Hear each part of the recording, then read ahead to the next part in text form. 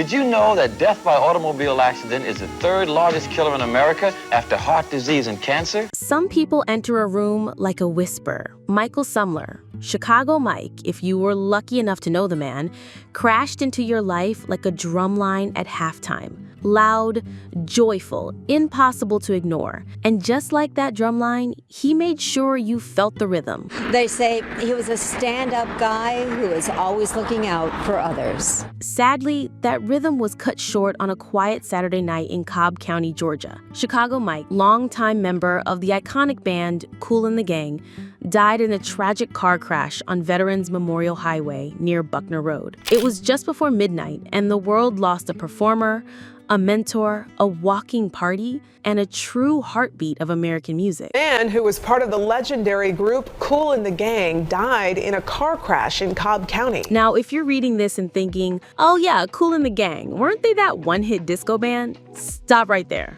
Put some respect on their name. We're talking about one of the most influential, longest performing, and hardest working funk outfits in music history. KOOL and the Gang are more than a band. They're a musical institution. And Chicago Mike? He was the party starter in chief, the guy who didn't just get the crowd hyped, he elevated the room's entire frequency. Hollywood swing on, hey. Let's rewind, shall we? Picture this. It's 1964, Youngstown, Ohio. Two teenage brothers, Robert Kool Bell and Ronald Bell, later Callis Band, are banging on paint cans because actual drums are too expensive. Depending on how much paint was left in each can, they'd figure out what note they could squeeze out. Damn! Now that's what you call DIY soul. With their Jersey City crew, Robert Spike Mickens, Dennis D.T. Thomas, Ricky Westfield, George Brown, and Charles Smith, they started a band. First, they were the Jazzy Acts, then the New Dimensions, then Kool and the Flames. James Brown politely told them to please pick something else. Eventually, they settled on a name that would go down in history, KOOL and the Gang. And when they hit the scene, they hit it like a meteor. Their first album dropped in 1969, and it was pure instrumental gold. No vocals, just vibes. Their horn section could slap you awake from a nap, and their grooves had more bounce than a trampoline park. It wasn't just music, it was a message. Feel this, live this. Then came the hits. Funky Man, Who's Gonna Take the Weight, Jungle Boogie, Hollywood Swingin'. By 1973, they were churning out tracks that made your hips move before your brain even caught up. James Brown noticed, Nina Simone noticed, everybody noticed. Now, KOOL and the Gang could have stopped there and been legends, but no.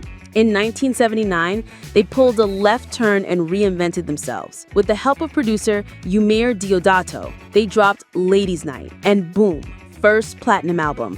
Then came Too Hot, then Celebration. Celebrate good times, come on. Yes, that Celebration. If you've ever been to a wedding, graduation, bar mitzvah, retirement party, birth of a child, opening of a Walmart, anything, you've heard Celebration. It's been on this planet longer than most of your coworkers and still goes hard. Enter Chicago Mike.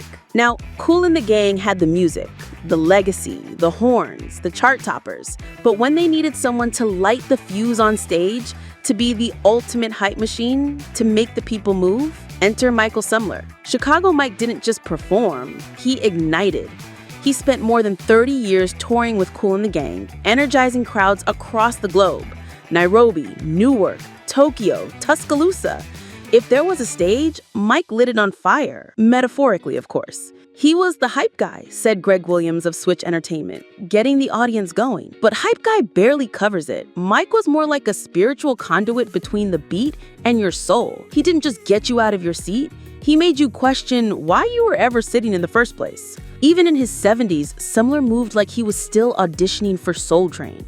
Always smiling, always grooving, always making sure everyone around him felt good. That was his thing. He was the thermostat of joy. Offstage, Mike's magic didn't fade. He wasn't one of those artists who kept his talent to himself, guarding it like a secret sauce. No, Sumler believed in passing the mic and the knowledge. He was the bridge, said friend and fellow musician Meeks. He inspired artists, songwriters, producers, musicians. He didn't hoard his wisdom. he shared it freely. And we're not talking occasional advice in a green room. We're talking active mentorship, showing up for people, answering calls, guiding careers, giving brutally honest feedback when necessary. That snare sounds like it was recorded in a tin can, son. Do it again.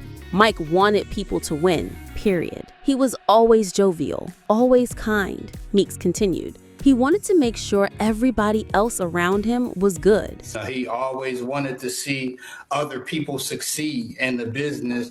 Williams echoed that. He was one of those people God put on earth to teach the rest of us how to act. Thoughtful, articulate, the life of the party. And I mean that literally.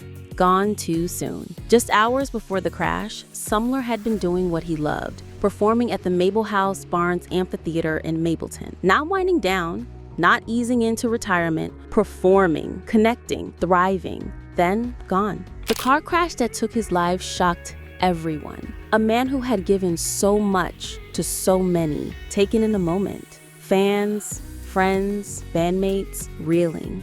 We are saddened by the death of musician Michael Sumler, said Mableton Mayor Michael Owens. Chicago Mike contributed so much to the music and entertainment communities. His style and energy added flair and excitement to KOOL and the Gang for decades. Let's be real. KOOL and the Gang don't get the flowers they deserve. You want to talk longevity? They've outlasted disco, new wave, grunge, auto-tune, and whatever it is people are calling music on TikTok right now. 2 Grammys, 7 American Music Awards, 25 top 10 R&B hits, 9 top 10 pop hits, 31 gold and platinum albums. 31! And they were inducted into the Rock and Roll Hall of Fame in 2024. Finally, justice. And let's be real for a second. If you've ever bobbed your head to a hip-hop beat, jammed at a house party, or accidentally twerked at a wedding, chances are KOOL and the Gang was lurking in the background, doing their thing. They are the most sampled band in hip-hop history, second only to James Brown, the Godfather himself. That's not just a flex, that's a legacy. Their musical fingerprints are everywhere. Jay-Z used it. Beastie Boys borrowed it. Madonna, yep. Janet Jackson, P. Diddy, all dipped into that KOOL and the Gang sauce. You want soundtracks? Boom, Rocky. Pow, Saturday Night Fever. Zoom, Wreck-It Ralph. And let's not forget Pulp Fiction, because what's a Tarantino flick without a little funk-fueled chaos? KOOL and the Gang didn't just make hits, they made moments. They didn't just write songs, they stitched themselves into pop culture's DNA. Whether you realize it or not, KOOL and the Gang has been scoring your life's highlight reel this whole time. Even their bass. KOOL's legendary bass is displayed in the Smithsonian's National Museum of African American History and Culture. That's right, museum-level funk. In 2014, KOOL and the Gang received the Best Soul Train Lifetime Achievement Award. In 2015, they got their star on the Hollywood Walk of Fame. In 2018, inducted into the Songwriters Hall of Fame. And in 2019, the street they grew up on in Jersey City was renamed KOOL and the Gang Way. And here's the part that tugs at your heart a little. Of all the original KOOL and the Gang members who started this wild, funky journey back in the day, only one is still here to celebrate the legacy. Robert Kool Bell himself, the man, the myth, the bass-slapping heartbeat of the band. He's still holding it down, carrying the torch for a group that helped shape the soundtracks of generations. Over the years, the original gang went through the full roller coaster of life. Fame, fortune, funk, and family. Most of them were married at some point, navigating love and long tours, raising kids between recording sessions and global gigs.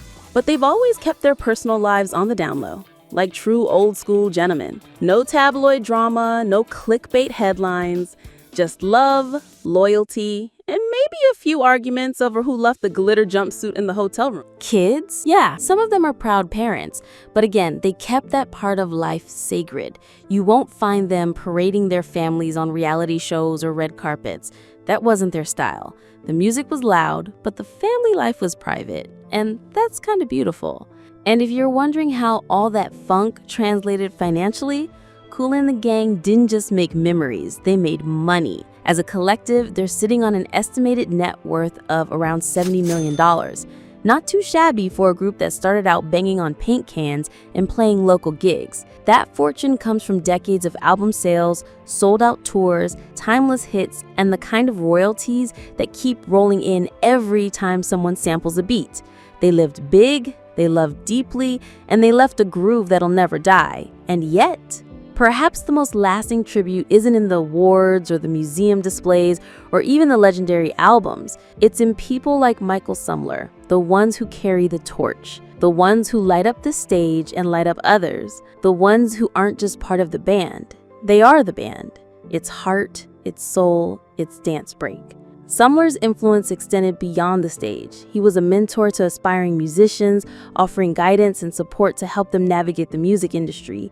His dedication to nurturing talent showcased his commitment to the art form and the people behind it. We remember him, we honor him, we celebrate him, because the music doesn't stop, not ever.